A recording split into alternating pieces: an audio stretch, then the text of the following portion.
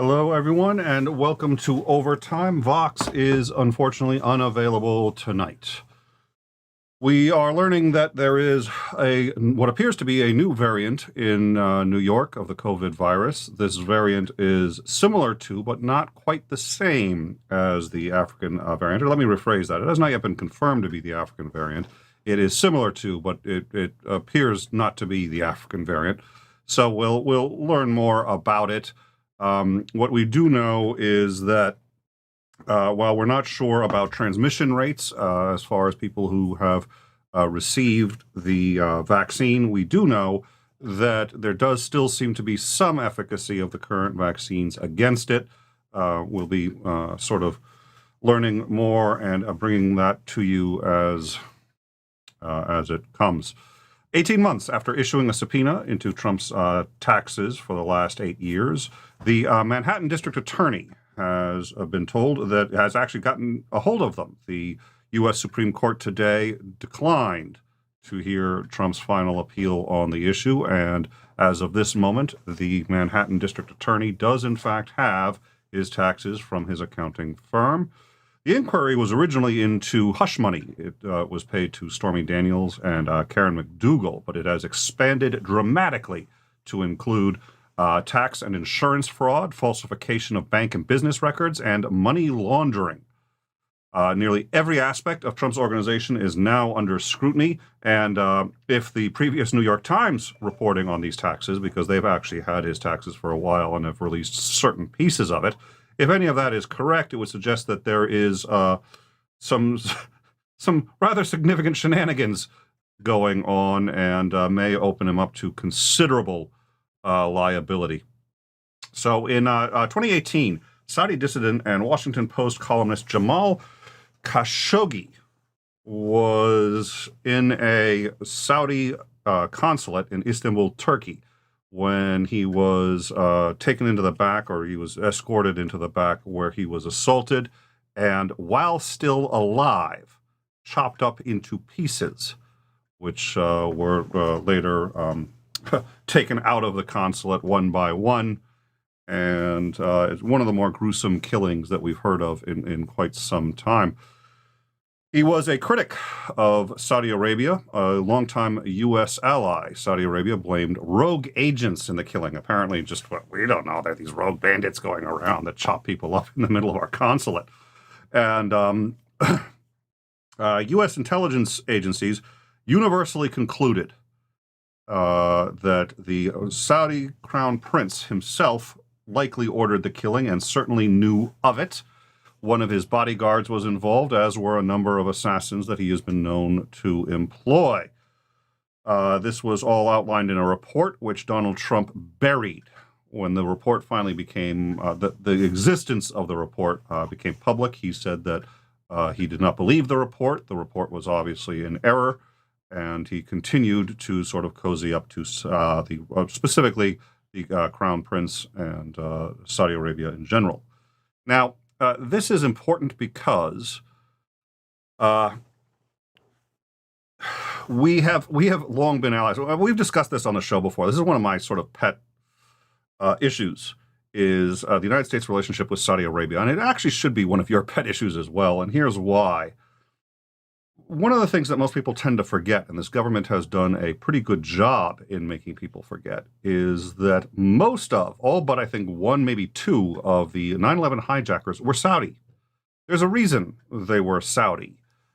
Despite Saudi Arabia being technically an ally, we are allied with its government, not with its people.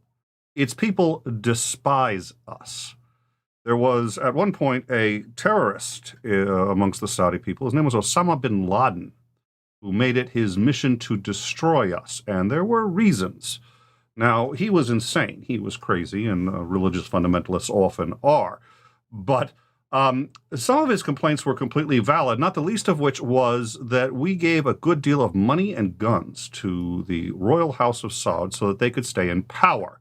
They used this money and guns to brutally oppress, murder, and commit genocide against their own people, and most recently against Yemenis nationals in the Yemen Revolution.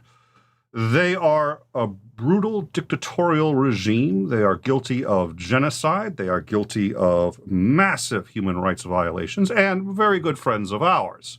We have problems, very serious problems with dictators like Saddam Hussein only after they will no longer be in our pocket. We gave Saddam Hussein most of the chemical weapons that he had and that he had used when he gassed 10,000 of his own people in northern Iraq. Now, we support the Royal House of Saud for a very simple reason.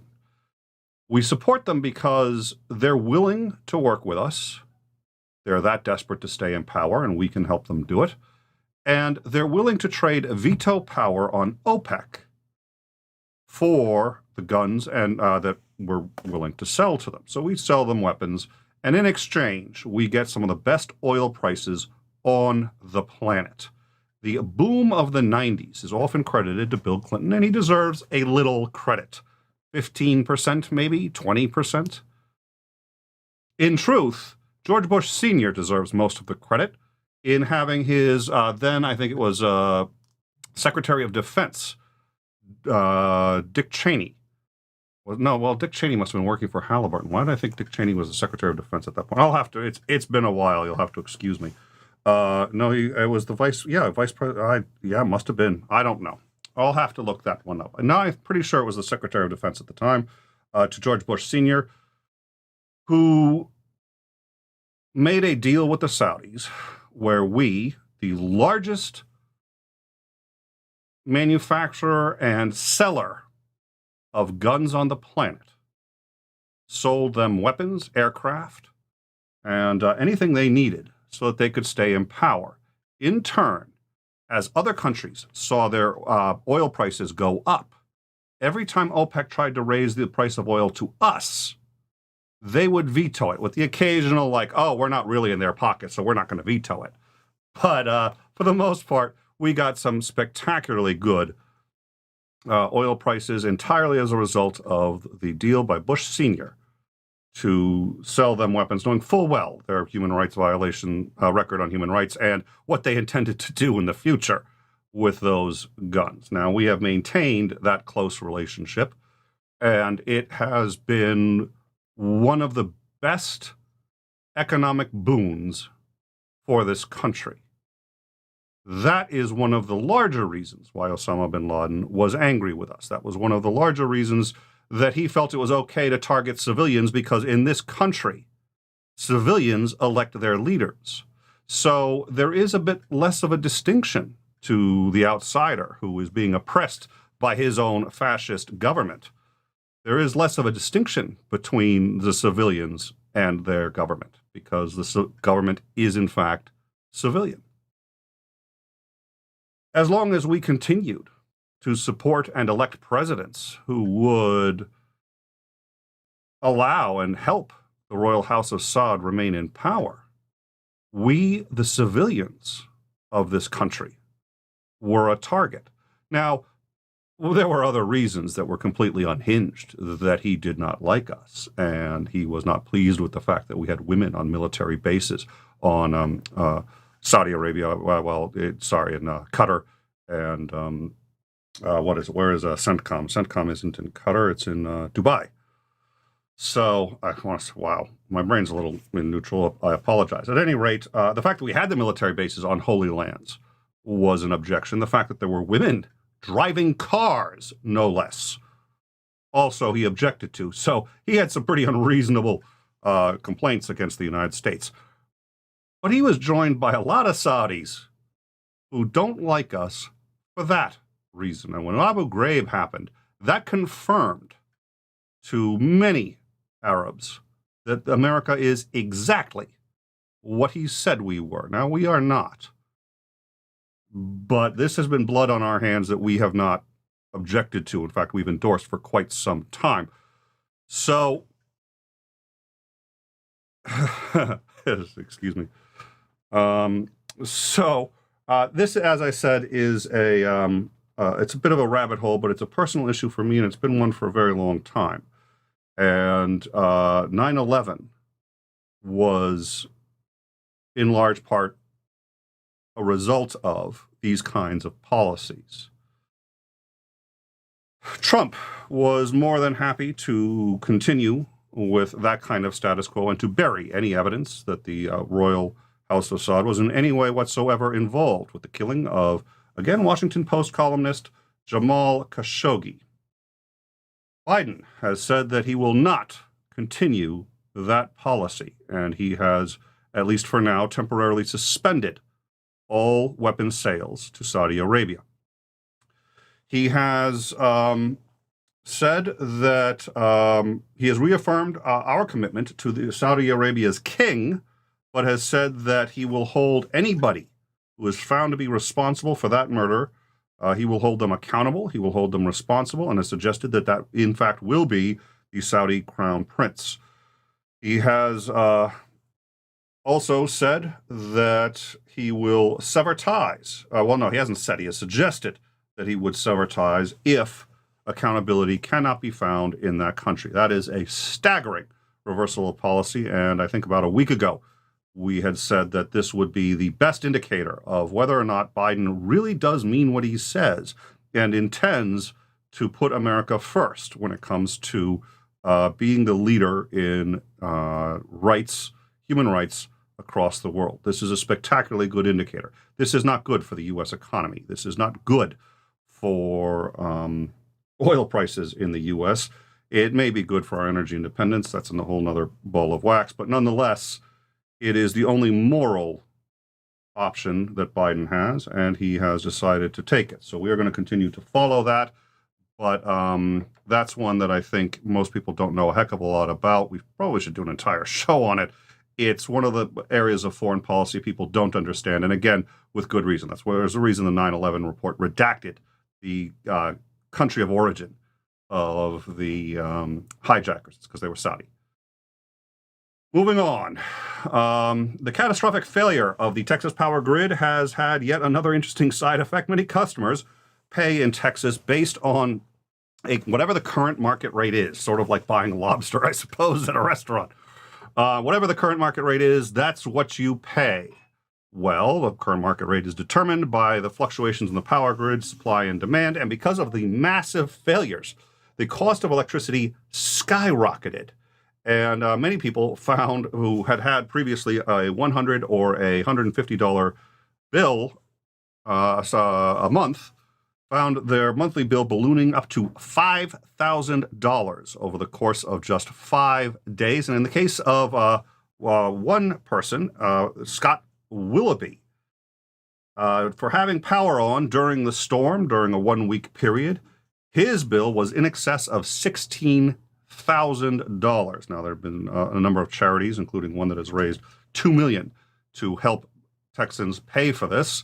However, I'm not sure that I necessarily even approve of that, because if you help the customers pay this, that money goes to the electric companies, the people who produce the electricity, which are these private companies. A number of them have made out like bandits. The private owners have become wealthy over just this period of time because of the way they've been able to leverage the sudden change in supply and demand to their advantage. So they've talked now about finding the state governments finding a way to help people pay their bills here. I am reminded of the governor of Colorado City, Texas, who, as you may remember, came out on Twitter and said that, well, people who get fucked over, it's on you. You had your eyes open. You knew what you were signing up for. That's life. Sometimes life is hard, and you should find a way to make do. And I'm reminded of that and think that I'd like to see him say that to his fellow Texans who now can't pay their $16,000 electric bills. He resigned, but nonetheless, that's an attitude in Texas which, funnily enough, seems to be flexible when it's your constituents who are in trouble. Moving on. Just a few hours ago, the U.S. Carried out airstrikes in Syria against Iranian-backed militias. Now, Iranian-backed militias have actually been sending rockets into the green zone for quite some time. They rarely hit anything, and it was only when Iran itself started firing rockets into the green zone that we covered it significantly, but we did at that point go over just how often the Iranian-backed militias do this, and it's more frequently than is brought up in the news, but it's because really rarely anything happens. These militias are often actually backed by unofficial members of the Saudi government and Saudi civilians, again, for the reasons I've already outlined. So they'll fire rockets into the green zone. Oftentimes, they're not even really trying to hit anything. Sometimes they are, and they miss anyway. It's not a big deal. However, this is Biden's first known authorized use of military action. They have targeted buildings in Syria. This does on occasion get blowback from Syria, who doesn't like us targeting those buildings, and it puts them in a unique position because they do actually give some under-the-table support to these militias. These militias are attacking the U.S., and to tell you the truth, our relationship with them is a little tense. So it puts them in a difficult spot because they don't necessarily object to the behavior, but on the flip side, they know we do. So the militias don't ever actually hit anything of value. The Syrian government doesn't ever actually stop them, and we rarely take any action of any kind. That's called politics. And we sit and we watch and we play this little dance, and Biden has seemed to telegraph that he's about had enough of that. Now, this happened just hours ago. We don't know what structures they hit. We don't know if there was anybody of any value in them, and by value I mean specifically to the Saudi government. And it may just be a show by Biden. It may not. We're going to keep an eye on this as well. But it's all right. And Titan has made a good point. I'm not actually sure it can be called gouging. Demand drives up prices. He is, in fact, correct. And it's funny because I wrote a book in which this almost exact thing happens, where water is in fact for sale, and because of a sudden shortfall in the demand, the supply of water, the price even to flush your toilet becomes thousands of dollars. So it's an interesting situation that happens in neoliberal economies, and this kind of thing can happen. It isn't gouging technically, and the reason it's not technically gouging is because the companies are making the profit that they are entitled to make based on those fluctuations. But those fluctuations do mean that they get a tremendous amount more profit because the company is making more money for actually outputting less. They do have to make repairs. They have to, fix the system. Obviously, they're going to get reimbursed for at least some of that, probably by the state anyway. And in the meantime, their margins are the same. That's why it's not gouging. It's because the margins haven't changed. But the margins being the same on a $16,000 electric bill is a huge amount more money coming in. And in that way, they're actually incentivized to allow for failures in the system because they get more money that way. That was one of the objections. Now, 10 years ago, the federal government said, here's everything that's wrong with the Texas power grid. 10 years ago, Texas actually underwent a very similar thing. This is the worst failure of the Texas grid in 10 years. 10 years ago, they underwent almost an identical set of circumstances. Same thing happened. Federal government said, these are your problems. This is how you fix them. And none of their recommendations were done. So as of this moment, Texas is looking into, they're saying they're looking into understanding how and why this has happened. They did last time and did nothing about it. So we'll see if anything changes. I think it's 4 members of the Energy Board have offered up their resignation. So we'll see what happens with that. But judging by what happened last time, I'm a little less than optimistic. I think they're going to do what they usually do, which is take it very, very seriously for about 3 months and then drop it. Anyways, not that I'm cynical. And our last story, NASA's Perseverance rover has landed on Mars. This rover has 2 cameras. They are fixed lens cameras. They can't focus in the same way, but because there's 2 of them and they shoot an overlapping image, they can shoot much better images than any past rover that we have landed on Mars. Their primary objective is, once again, to search for any signs of life, ancient microbial life they're looking for. They're also going to collect samples and then actually hold on to these samples for NASA or ESA, future European Space Agency, or NASA missions, to come and collect the samples and bring them back home. So we're looking forward to that, but there are pictures of it, and they are the best pictures you've ever seen of an alien planet. And we encourage you to go look at NASA's website, or just look anywhere at some of the most beautiful imagery of Mars that has ever been taken. One of them that I really enjoyed was a Martian sunset. And the land there is a little bleak compared to but that was a pretty gorgeous thing, and to see it on another planet, it's one of the few things that this species has done that we can say we did as a species. We got off the planet.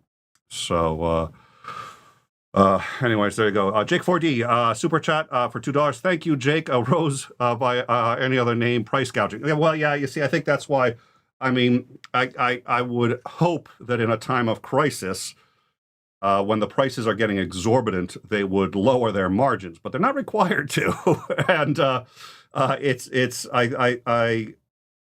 listen, there's very little I object to more than having to say that Titan's right about something. But because it matters in an economic sense, he is right. I still consider it price gouging. In my view, it is price gouging, but in a technical sense, it absolutely is not. But I think Jake, you and I would be slightly more of they're making money off of the vast increase in price as a result of a huge drop, not of their fault, but nonetheless a catastrophic emergency situation drop in supply. The supply goes down. It is a statewide state of emergency, and they make a whole bunch of extra money because their margins have stayed the same, but the cost, or what they bill for it, has gone up. It's all gone up based on predetermined schedules and what was approved by the state, because the state actually approved the increase that the generators requested. So it's a tough situation, and the only one big reason why we have to point out it's not price gouging is because it was approved by the state. And by nature of the fact that it was approved by the state means you have to hold the state largely responsible for it too. A corporation will do what a corporation does. They're going to take advantage of people. They're not even real. I mean, they're taking advantage of people, but in a way that the system almost is allowed. That's why you don't do this kind of thing. But if you've got a neoliberal system like this set up, that's what's going to happen. Period. It's a part of the system, so it's not really gouging. They're not doing anything extra to take. They're not taking electricity and saying we're going to up the price just because we can, and just because we're going to hold people hostage over it, and it's going to be bidding. But on the flip side, it kind of is, because the price is still set by the market. Which is arguably is what happens in price gouging too. If all of a sudden, gasoline in the U.S. isn't available, and I say, okay, I'm going to charge you $1,000 a gallon. Okay, that's price gouging. But on the flip side, if that's what the market will bear, that's neoliberal economics. So, yeah, it's iffy. I will, on a technical sense, I will regrettably side with Titan. But for the most part, in terms of how I view it, Jake, I very much concur with you. Like the solipsism jokes of yeah. Oy vey. So I think that just about covers it. So we do have now, we have a number of people here who joined us, and I sincerely appreciate that. Vox and I have been discussing a few things, and we're going to be discussing a few things with our patrons and with a few other people. This show actually does two things, really. We say news, politics, and culture. We have the Overtime, which are the shows that we've been doing weekly. We didn't used to do them weekly. We just had a lot of news, and then we settled from basically every day or every other day at the height of when COVID was really a news thing to now, doing a rundown once a week and doing our regular Tuesday shows where we'll have on guests and do interviews or discuss some interesting topic. We still have our new show Off Time, which is going to be coming up soon, and we just had a marvelous discussion on memory And how does human memory work? And I'm looking forward to that coming up. But the thing is, those are actually two different kinds of shows. One is of course, the culture and what's happening on culturally in there, the interviews, and then there's the news and politics. So as a channel right now, we're doing both at the same time. And there's absolutely a group of people, most of them in our live chat right now, who are interested in both. And we certainly appreciate that. But it also does sometimes cause some issues in the YouTube algorithm. And, it's a little bit of a schizophrenic channel in that sense. I think they're related. I really do. But turns out YouTube does not. At any rate, so we are considering whether we're going to be continuing our weekly rundown. I've gotten used to it, and I do enjoy it. But this really was a response to a huge amount of news, and what we're getting now is just sort of the weekly news. If it's something that our patrons and our viewers are interested in, we'll keep doing it.